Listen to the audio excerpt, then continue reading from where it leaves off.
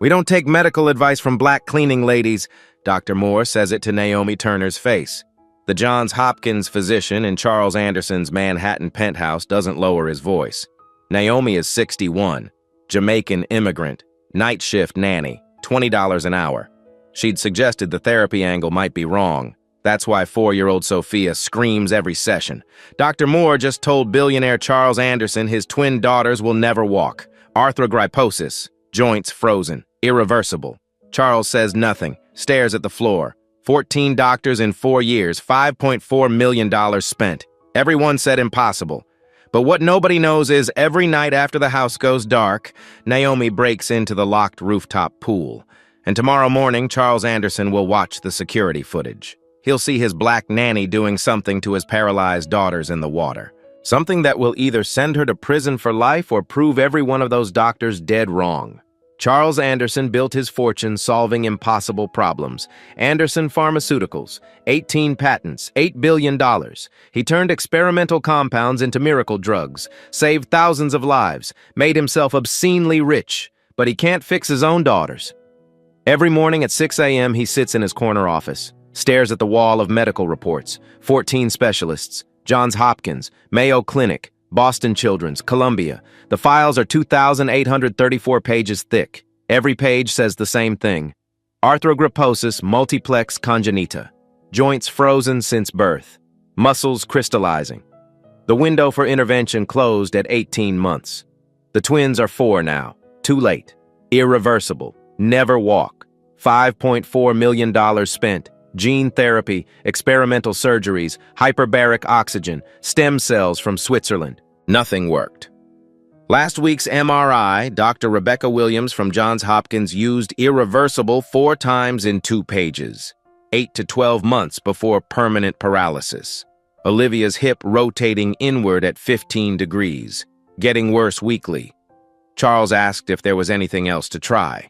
Dr. Williams looked at him with pity. At some point, you have to stop trying to cure them and start accepting them. 3 days ago, he hasn't slept since. His wife Victoria died 18 months ago, found in the rooftop pool at 11:18 p.m. Official report, accidental drowning. But Charles knows she dove in fully clothed, trying some therapy she'd researched. He'd called it pseudoscience. They fought about it. She died, proving she was right. He locked the pool the next day, moved his bedroom to the opposite side of the penthouse. Can't stand looking at those glass doors. His in-laws filed for emergency custody 9 weeks ago. Say he's obsessed with curing instead of caring. Want to institutionalize the twins. Custody hearing in 4 weeks. Margaret Wilson runs the household. 15 years as head housekeeper. Military precision. Everyone has their place. Charles hired Naomi Turner 8 weeks ago, night shift nanny. Most people don't want overnight hours, 10 p.m. to 6 a.m., alone with sick children. But Naomi applied specifically for that shift. Jamaican immigrant, 61, clean background check, $20 an hour. Charles barely knows her. Sees her maybe 10 minutes during evening shift change at 6 p.m., stands in the corner during medical consultations, doesn't speak unless spoken to. Margaret says she's reliable, quiet. That's all Charles knows about the woman who spends more time with his daughters than he does. What he doesn't know, Naomi has a studio apartment in the Bronx. 90-minute subway commute. Lives with her 8-year-old granddaughter Destiny on a pull-out couch. Takes night shift for the extra $2 per hour. $840 a month for Destiny's asthma medication. Used to run Healing Waters Therapy Center in Montego Bay. 3 rooms near the beach. 40 to 60 patients monthly. Pediatric neuromuscular conditions. 73% success rate over 5 years. August 14, 2008. 2:30 p.m. Naomi was treating 6-year-old Timothy Williams in the ocean.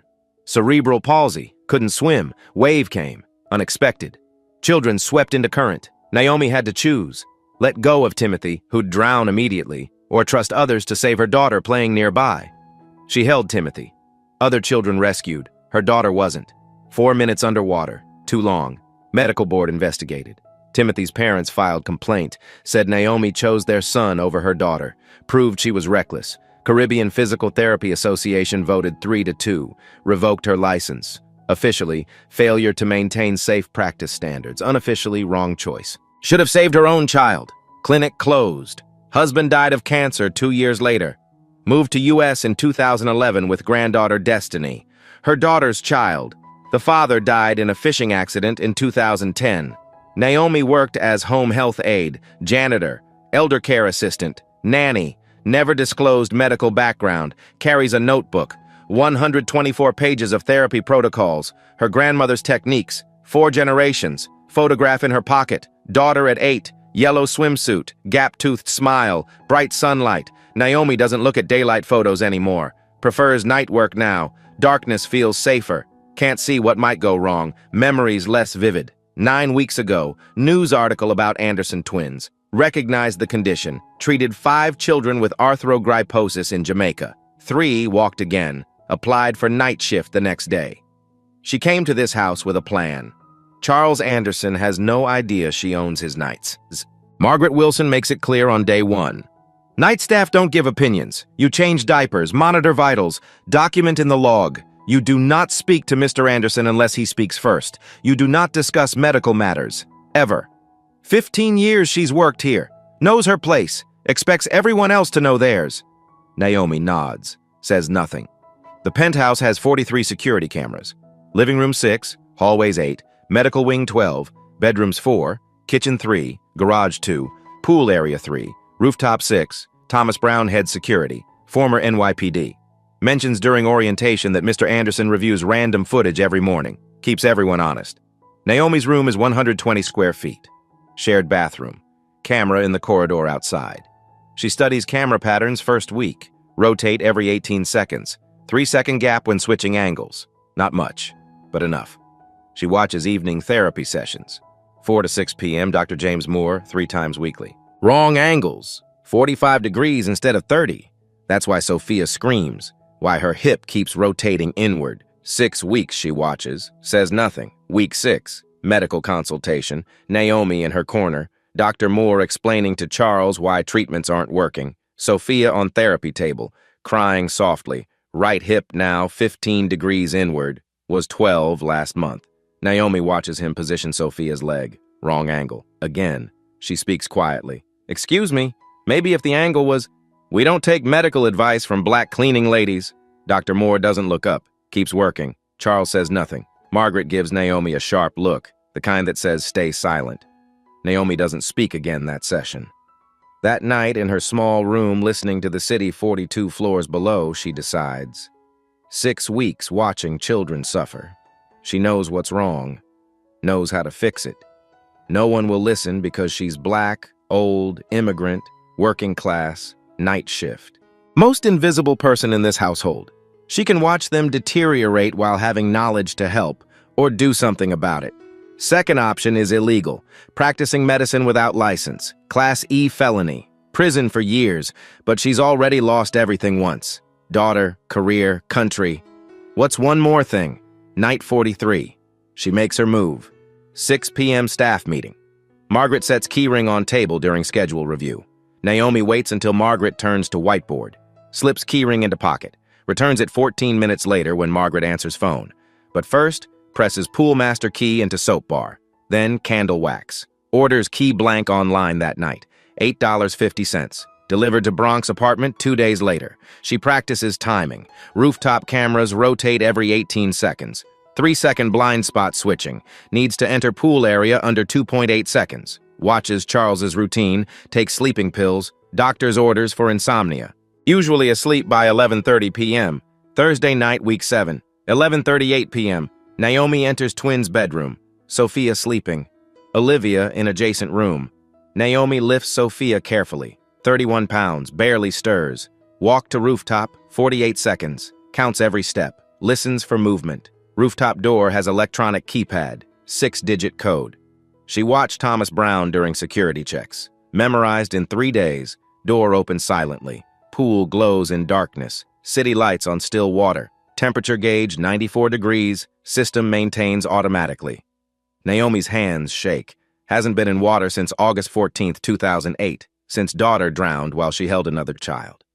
Since bright sunlight showed her everything she couldn't save.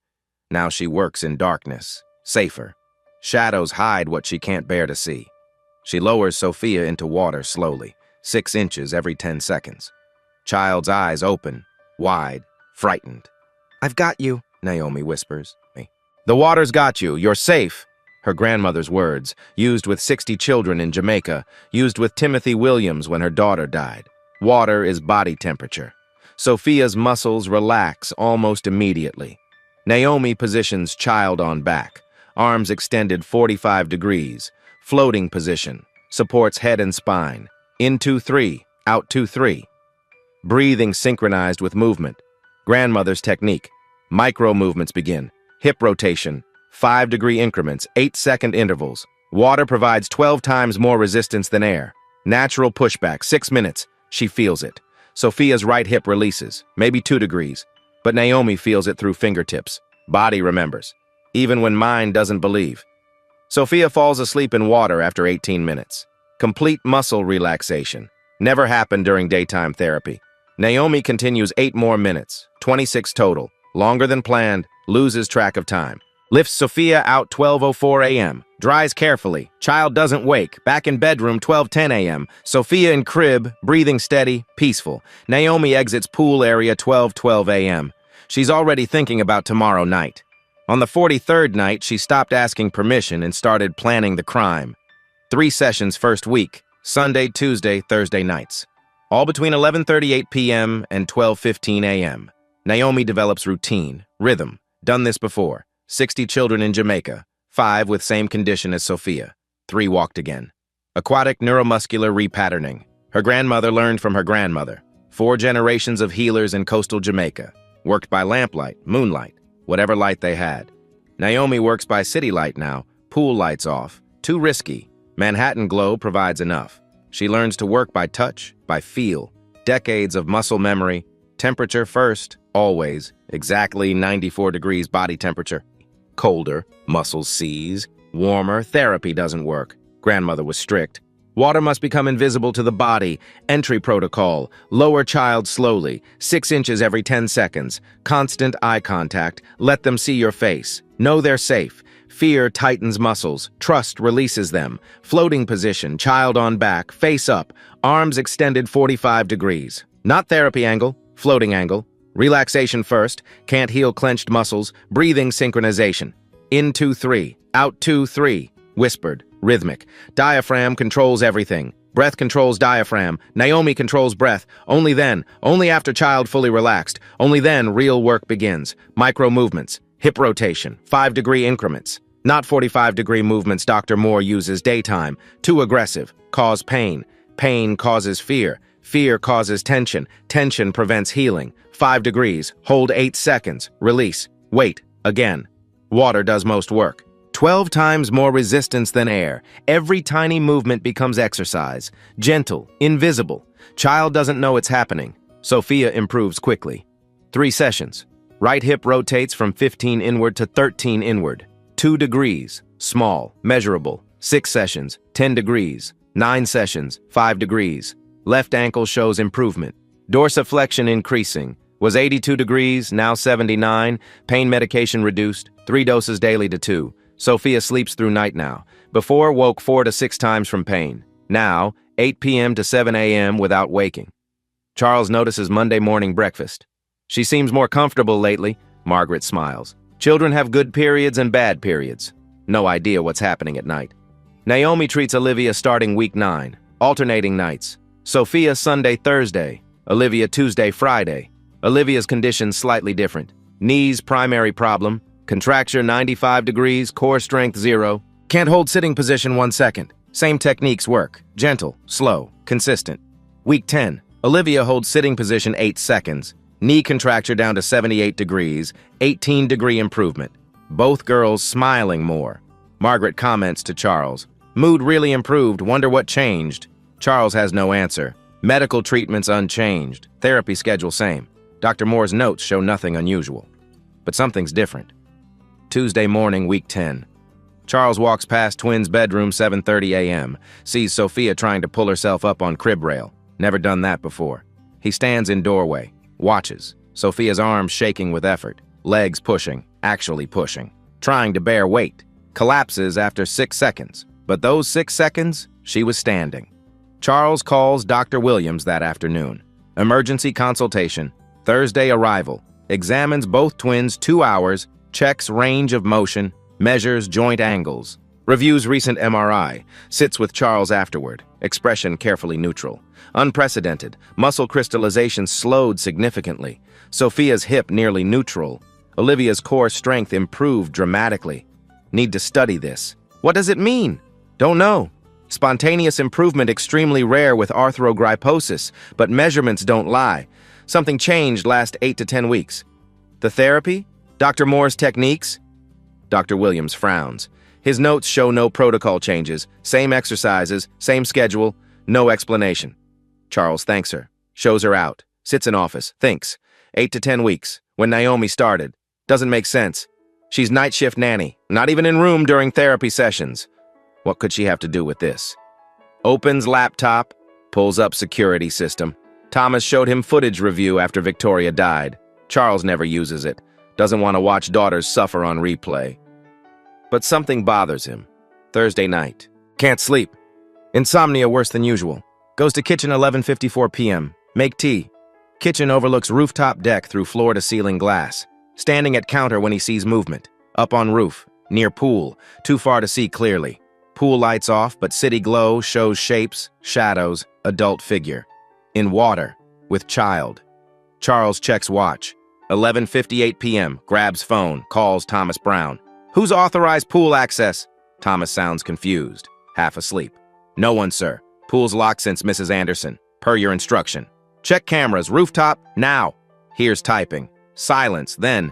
Sir, 3-second gap when cameras rotate. Someone who knew timing could.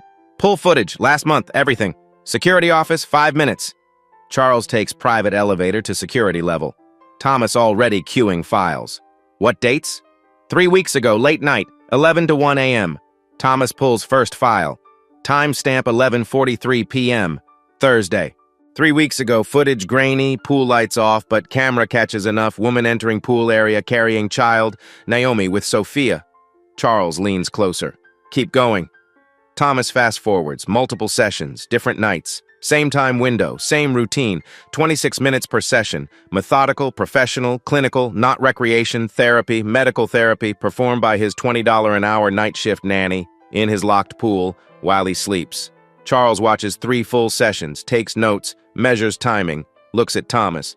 Every night, 3 times weekly, first few weeks, added Friday, 21 days total, 3 weeks, 3 weeks illegal medical treatment, 3 weeks daughters showing unprecedented improvement. Charles watches Naomi lower Sophia into water with gentleness never seen during daytime therapy. Watches her whisper something. Watches Sophia relax completely. Watches his daughter's legs move in ways they haven't in 4 years. Reaches for phone. 1 call to police. Naomi goes to jail. 1 call. Whatever she's doing stops. 1 call. Daughters go back to deteriorating. He doesn't make the call. Instead tells Thomas, tomorrow night, I'll be here. When she shows up, I meet her at pool. He'd spent 3 years trying to fix them in daylight. She'd spent 3 weeks healing them in darkness.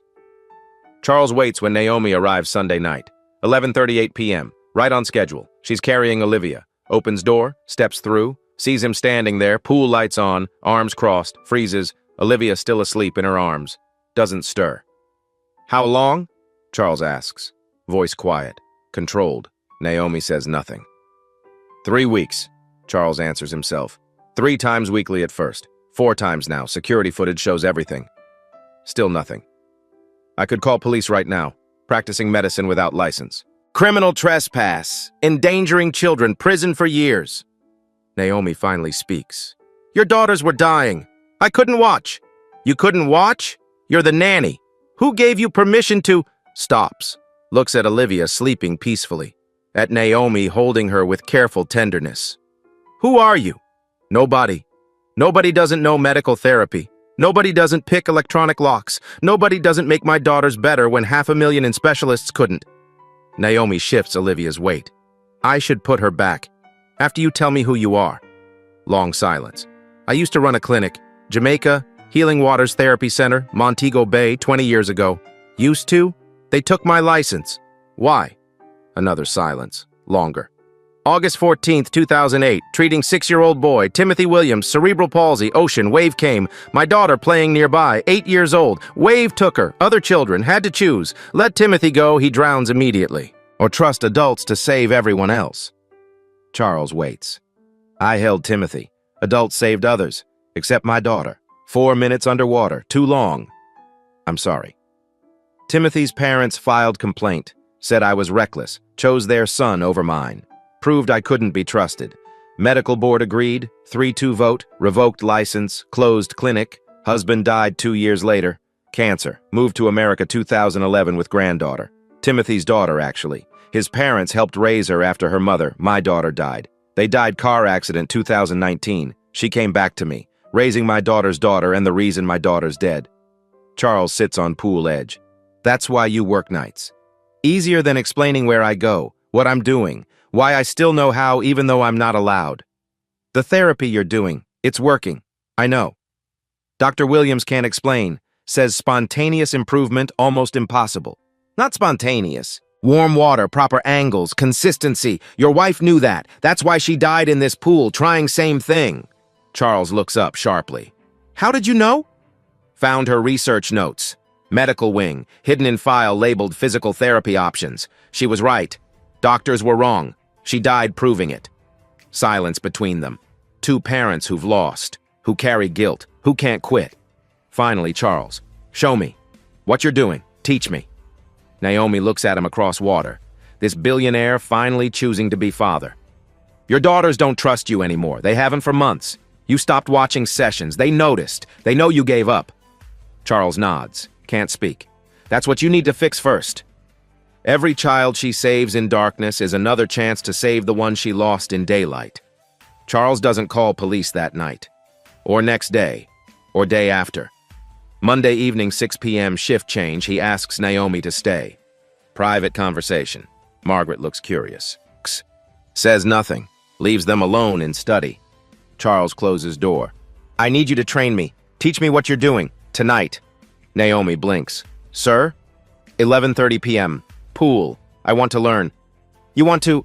My daughters trust you. Don't trust me. I stopped attending sessions. Couldn't watch them suffer. But I stopped being present. Stopped being their father. I want that back. And I want to understand what you're doing. That night, 11:30 p.m. Pool. Both twins. Charles hasn't been to rooftop since Victoria died. 18 months. Glass doors still have her fingerprints. He forces himself through. Pool water, 94 degrees. Naomi checks twice, shows thermometer. Body temperature exactly. Not 93, not 95, 94. Muscles can't tell difference between their body and water. That's when they release. Demonstrates with Sophia. Lower slowly. 6 inches every 10 seconds. Eye contact maintained. Show her she's safe. Fear is enemy. Fear tightens everything. Charles watches, takes mental notes. Floating position first. She needs complete relaxation before therapy begins, where Dr. Moore makes mistake. He starts exercises immediately, muscles still tense. That's why she screams. How do you know when she's ready? Her breathing, when it matches yours. Watch. Naomi whispers count. In 2-3, out 2-3. Sophia's small chest rises and falls in perfect rhythm. Now you can begin, but not Dr. Moore's movements. Too aggressive. 5-degree increments, that's all. Hold 8 seconds. Water provides resistance. You're just guiding. She shows him. Hands positioned precisely on Sophia's hip. Gentle rotation. Almost imperceptible. After 8 seconds, releases. Waits. Again. Body learns slowly. Teaching muscles new pattern. Can't force. You invite. Charles tries. Hands shaking. In water for first time since Victoria died. In this pool. At night. Like she was. Sophia tenses immediately. Feels his fear. Breathe, Naomi says quietly. She feels everything you feel. If you're afraid, she's afraid. Charles closes eyes. Counts. In 2-3, out 2-3. Sophia relaxes. By midnight, Charles crying in water. Holding daughter. Finally present. Finally understanding what Victoria tried to do. She was right, he whispers. My wife knew this would work. Yes. I called it pseudoscience. We fought. Told her to stop wasting time on internet research. Trust the specialists. And she died trying to prove you wrong. Charles nods. Can't speak. They work together now. Every night. 11:30 p.m. both of them. Both twins. Partnership awkward at first. Billionaire and nanny. White man and black woman. Employer and employee. Power dynamics don't disappear because they're in water. But slowly, something shifts. Charles learns Naomi treated 60 children in Jamaica. Grandmother's techniques pass through 4 generations. 73% success rate over 5 years. Learns she often worked night sessions in Jamaica because working families could only come after their jobs ended. Darkness wasn't hiding. Was serving people medical establishment forgot. Learns she lost everything for making right choice at wrong time. Naomi learns Charles isn't monster, just father drowning in guilt. Man who thought money could solve anything. Learned too late some things can't be bought. 10 days into partnership, letter arrives. Wednesday morning, plain envelope, New York State Medical Board letterhead. Information received regarding unlicensed medical practice at your residence, specifically, nighttime medical procedures without proper supervision or documentation. Verify credentials all care providers within 14 days. Charles reads 3 times. Looks at Margaret. She's standing in kitchen doorway. Won't meet his eyes. You called them, Charles says quietly. Margaret's voice shakes. I thought she was endangering children. I watched Mrs. Anderson die in that pool. Couldn't let it happen again. I thought... You thought wrong. I'm sorry, Mr. Anderson, truly. But working at night in secret without credentials looks so wrong. I didn't know she was helping, I swear. Charles wants to be angry. Can't. Margaret watched Victoria die, tried to save her, pulled body from water. Of course she'd be terrified of that pool, of anyone using it, especially at night, especially in secret. I understand. You were trying to protect them. But understanding doesn't fix the problem. Medical board investigation. Problem 1. Problem 2 arrives that afternoon. Charles's lawyer calls. Emergency motion filed by Victoria's parents, requesting immediate custody evaluation. They have medical board letter. Somehow. Information leak. Margaret didn't just call board. Called Robert and Helen Wilson, too. Custody hearing moved up. From 6 weeks to 4 weeks, 28 days. Judge assigned, Patricia Davis. Known for strict licensing enforcement. Lawyer's assessment. Nighttime sessions look terrible. Judges don't like secrets, need credentialed professionals, documentation. Make this legitimate immediately. That evening, Charles calls Dr. Williams. Need you to examine twins again. She arrives next day, Tuesday afternoon. 2 hours with Sophia and Olivia. Full assessment, range of motion, joint angles, strength tests. Afterwards, sits with Charles in study. Remarkable. Need months to study properly. Will you testify, custody hearing, that they're receiving appropriate care? Who's providing aquatic therapy? Charles hesitates. A specialist? Licensed? It's complicated. Dr. Williams stands. Then no. Can't risk my credentials on complicated. Especially nighttime work that looks hidden. I'm sorry, Charles. Call when you can give straight answer. She leaves. Charles sits alone, looks at medical board letter, custody motion, calendar. 4 weeks. That night, Naomi and Charles meet for another session. 11:30 p.m. Sophia. Charles tells her everything. Investigation, hearing, lawyer's advice. He says stop night sessions, hire credentialed therapists, make this legitimate. And girls go back to deteriorating. Probably. But you keep custody. Maybe. Both quiet. Sophia floating between them. Peaceful. Pain-free first time in her life. I won't stop, Charles says finally. Don't care what lawyer says, we're not stopping. You'll lose custody. Then I lose custody. At least I'll lose it fighting for them, not giving up. Naomi looks at him across water. This billionaire finally choosing to be father, choosing right over easy. What do you need, she asks. What? To get me properly licensed. What do you need? Not possible. You'd need original certification records. Attorney in Jamaica to petition board, American institution to sponsor reciprocal licensure. Medical professional to vouch for competency. About 6 months. We have 4 weeks. Then not possible. Charles smiles. First time Naomi's seen him smile. I built pharmaceutical company in 18 months with no medical degree. You're telling me I can't license one physical therapist in 4 weeks? He looks at Sophia floating peacefully between them. At Naomi who saved her. At the water that took his wife and gave him back his daughters. Start with Jamaica. I want board records, every page, names of everyone who testified against you. Naomi shakes her head.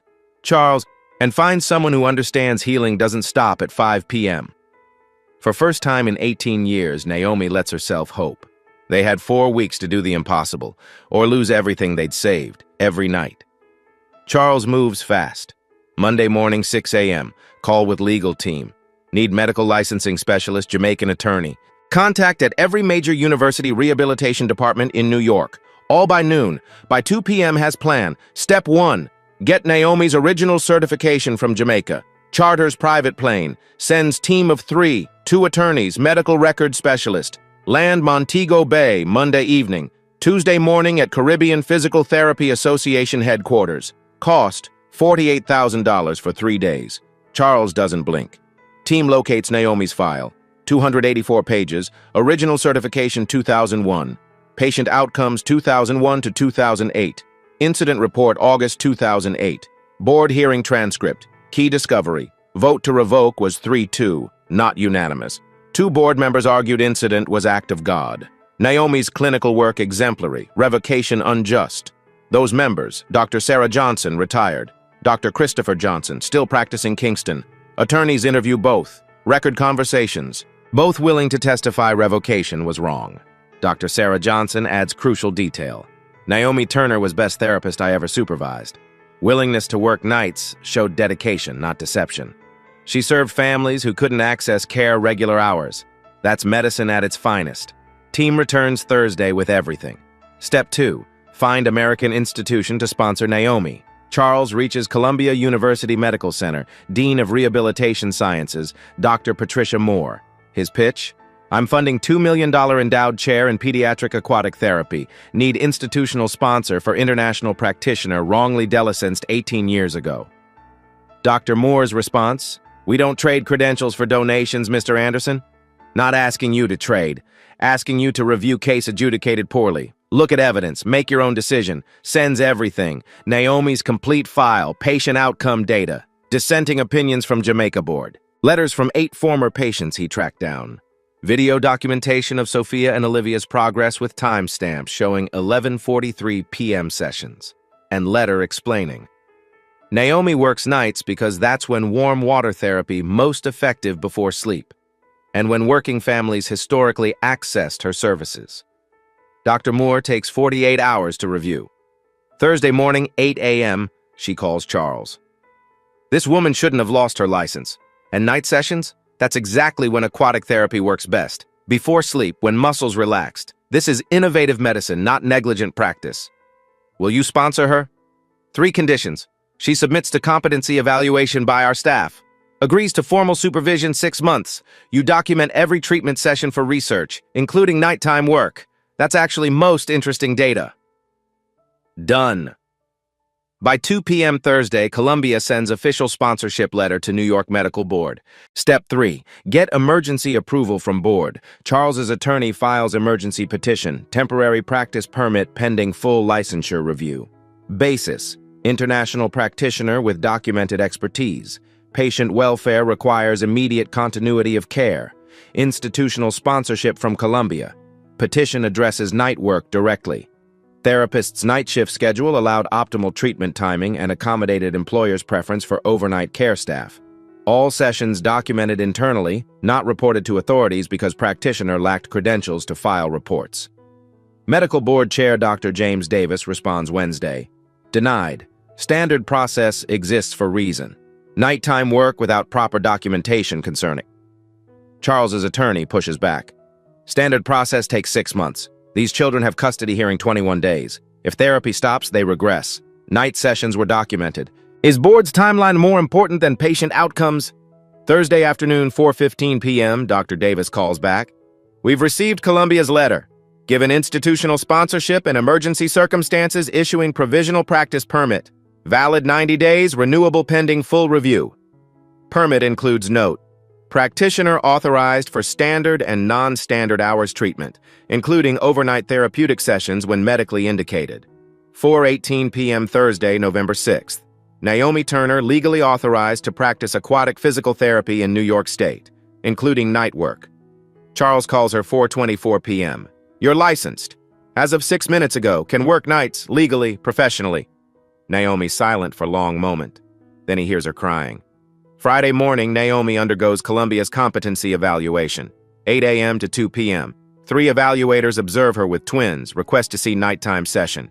That night, 11:40 p.m., evaluators watch Naomi work in darkness with Sophia. Observe technique, precision, intuitive understanding of when to push, when to wait. 12:30 a.m., head evaluator says, she's better than half our faculty, and night work, brilliant. Warm water before sleep maximizes healing. Official evaluation, competent to practice without restriction. Night therapeutic protocols, evidence-based and effective.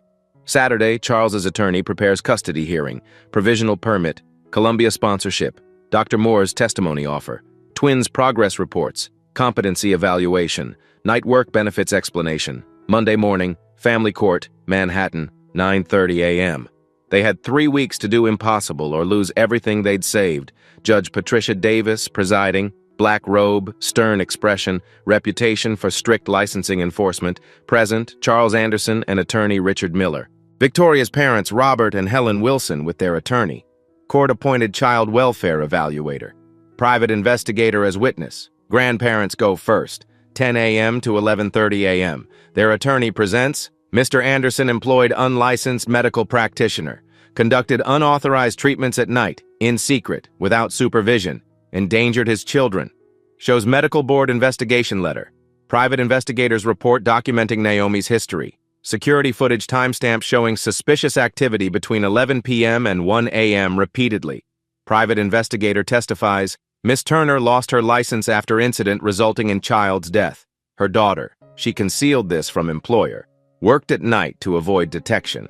Child welfare evaluator. Father's obsession with curing rather than accepting raises serious concerns. Secretive nighttime sessions particularly troubling. Children need stability, not experimental treatments. Robert Wilson takes stand, Victoria's father, white hair, expensive suit, voice shaking. We love Charles, but since Victoria died, he's been obsessed. Spent millions chasing impossible cures. Girls need proper care, professional facilities. We can provide that. Cross-examination reveals their plan. Institutionalize twins in specialized care facility. Separate from Charles. For their own good. Lunch break. 11:30 to 1 p.m. Charles sits with Naomi in hallway. Says nothing. Holds her hand. Richard Miller confident. We have license. Columbia. Dr. Moore ready to testify. We're going to win. 1 p.m. Charles's defense begins. Richard presents provisional license first. Miss Turner now fully licensed and credentialed practitioner in New York State. Authorized specifically for night therapeutic sessions when medically indicated. Shows Columbia's sponsorship letter, competency evaluation, patient testimonials from Jamaica, then Dr. Patricia Moore appears via video link from Columbia. Miss Turner's techniques clinically sound and evidence-based. Progress in these children unprecedented in my 30-year career. Reviewed 8 weeks documentation, before and after measurements, video evidence. These children went from never walk prognosis to demonstrable improvement. She pauses, looks directly at camera, at judge. The nighttime sessions, that's when this therapy works best. Muscles relax before sleep. Treatment effects compound overnight. This isn't suspicious practice. This is innovative medicine. Miss Turner should be commended, not prosecuted. 3:45 p.m. Charles takes stand. Questions come fast. Why allow unlicensed treatment? When discover it? Why not stop immediately? Charles answers each carefully, honestly. Didn't know she was treating them at first. She did it while I was asleep. When I discovered it, I saw the data. Saw my daughters moving. Had choice. Follow rules or save my children. What did you choose? I chose them. I'll always choose them. Even if it meant breaking law? Every doctor said impossible. They were wrong. My wife knew they were wrong. She died in that pool trying to prove it. Naomi finished what Victoria started. Night sessions weren't secret. They were necessary. Grandparents' attorney stands. Mr. Anderson, you're asking this court to believe sneaking around at midnight, conducting medical procedures without telling anyone was appropriate parenting? Charles looks at Judge Davis. Your Honor, I'm asking this court to believe healing doesn't follow office hours. That expertise can come from unexpected places. That sometimes answer is right in front of you, invisible because you're not looking at right time or right person. 4 p.m. Naomi takes stand, hands shaking, wearing best dress, navy blue, modest. She looks like what she is, 61-year-old immigrant who's worked 3 jobs to survive. Richard asks gently, Why did you hide your background? Because I knew no one would believe me. Black woman, immigrant, lost her license, working as night shift nanny. Who listens to that person? But you treated children anyway, at night. I watched them suffer, had knowledge that could help. Knew from my practice in Jamaica, warm water before sleep works best. I couldn't walk past that. You understand you risked criminal charges? Yes. Why take that risk? Why work at night specifically? Long pause. Naomi's voice drops to whisper. Because I couldn't save my own daughter. In daylight, where everyone watched me fail. Maybe I could save his. In darkness, where healing happens quietly. Judge Davis leans forward. And nighttime schedule? Was that to hide what you were doing? No, Your Honor. That's when therapy works. Body temperature water, before sleep, muscles relaxed. It's medicine, not secrecy. 5 p.m. Judge calls recess, asks to see children, unusual, but within her discretion. Sophia and Olivia brought to courtroom in wheelchairs, 4 years old, small, fragile. Judge Davis kneels to their level, speaks softly. Hello, girls. Can you tell me who takes care of you? Sophia points immediately at Naomi. Miss Nomi. What does Miss Nomi do? Olivia answers, voice clear. Helps us swim at night. We're getting strong. At night? Does that scare you? Sophia shakes head. No, water's warm, dark is nice. We sleep good after. Can you show me how strong you're getting? Sophia looks at Naomi. Naomi nods. Little girl puts hands on wheelchair arms, pushes, legs straighten, shaking, trembling, but straightening. She holds position 6 seconds, entire courtroom silent. Robert Wilson crying. Helen Wilson hand over mouth. Charles tears streaming. Sophia sits back down, smiles at Judge. I'm gonna walk soon, Miss Nomi promised. Judge Davis stands, returns to bench, sits, looks at notes for long time, finally speaks. I've presided over family court 16 years, seen cases where parents harm children through neglect, through abuse, through ignorance. She looks at Charles. This is not one of those cases. She looks at grandparents. Mr. and Mrs. Wilson, your concern for granddaughters evident and commendable, but you're asking me to remove them from their father because he fought for them when others gave up. You're asking me to institutionalize them because they're improving under his care. I won't do that. She looks at Naomi. Miss Turner, you took extraordinary risks, broke rules, worked in secret. Under normal circumstances, I would have serious concerns. Pause. But these are not normal circumstances. You had expertise wrongly taken from you. You saw children suffering and knew you could help. You did help, and now you have proper credentials and oversight. She picks up gavel. Custody remains with Charles Anderson. Ongoing oversight by Columbia required. Monthly progress reports to this court. Continued psychological evaluation of children. She looks directly at Charles. With one condition. Miss Turner must be promoted from nanny to official medical staff. Proper salary, benefits, professional title. If she's providing medical care, she should be compensated and respected as medical professional. Another pause, then adds, and if treatment works best at night, then night work is medical necessity, not negligence. Permit specifically authorizes overnight therapeutic sessions as clinically indicated. Bang, gavel down. We're adjourned. Courtroom erupts. Charles sobbing, Naomi crying, grandparents stunned, Dr. Moore smiling on video screen. Outside courthouse 5:30 p.m., Naomi asks Charles, "What just happened?" Charles laughs through tears. Justice, for once. Same judge who built career on rules looked at child standing and rewrote them, even ones about working after dark. Week 15. Naomi's new office overlooks rooftop pool, converted guest room, medical equipment, documentation system, proper therapy table. Title, Director of Aquatic Rehabilitation, Anderson Family. Salary, $92,000 yearly. Health insurance covering Destiny's asthma. Retirement plan, professional development budget. Pool renovated. $85,000 improvements, proper depth markers, safety rails, temperature controls upgraded, adjustable lighting for night sessions, schedule formalized, documented, reported to Columbia monthly. Sophia, 11 p.m. to 12:30 a.m., Sunday, Tuesday, Thursday. Olivia, 12:45 a.m. to 2:15 a.m., Sunday, Tuesday, Thursday. Charles participates 3 nights weekly, learned techniques, patience, rhythm, stays up until 1 a.m. therapy nights, shows up, is present. Sessions become father-daughter bonding. You're getting strong, Sophia. he says Wednesday night. Like your dad. Sophia grins. Like Miss Nomi, you mean? Week 16 evaluation by Columbia. Dr. Moore reviews progress personally. Sophia. Hip neutral position, 0 degrees, bears weight 15 seconds. Taking assisted steps with walker. Olivia.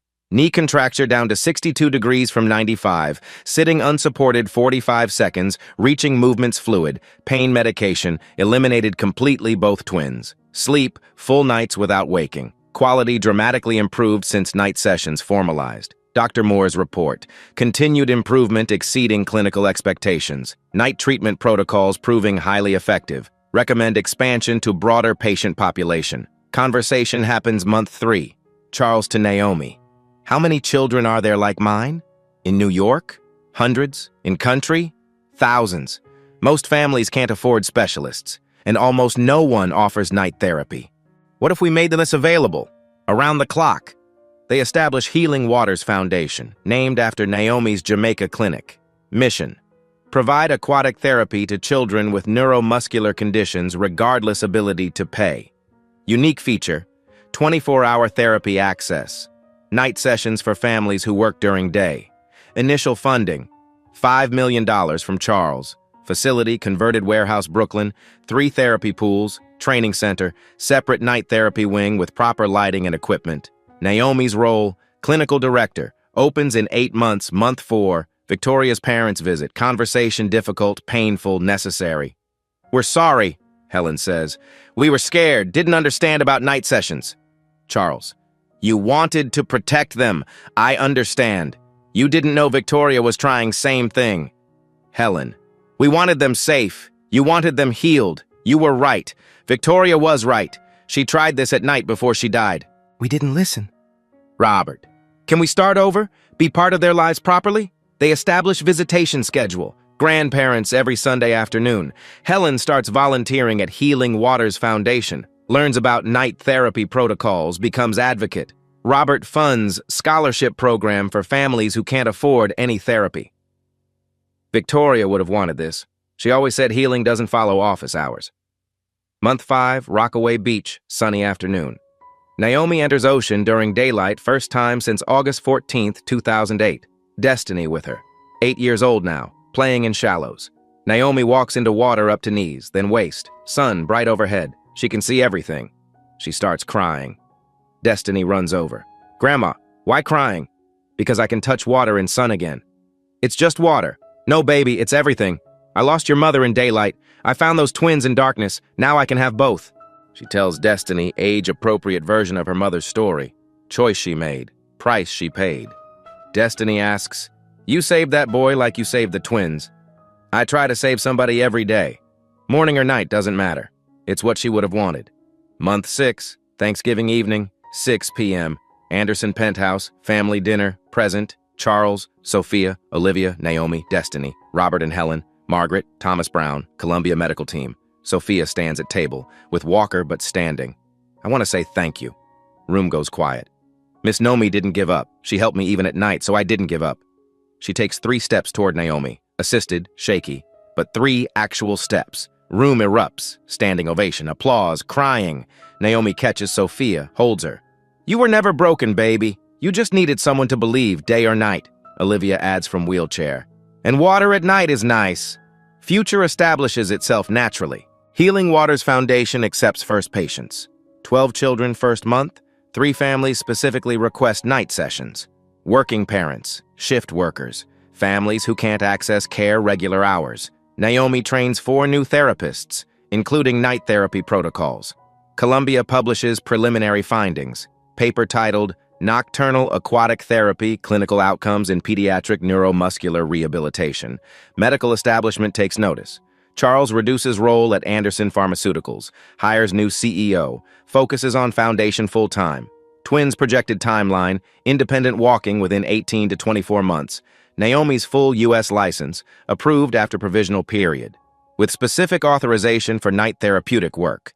Media coverage. Revolutionary night therapy program transforms pediatric care. Other hospitals begin offering night therapy programs.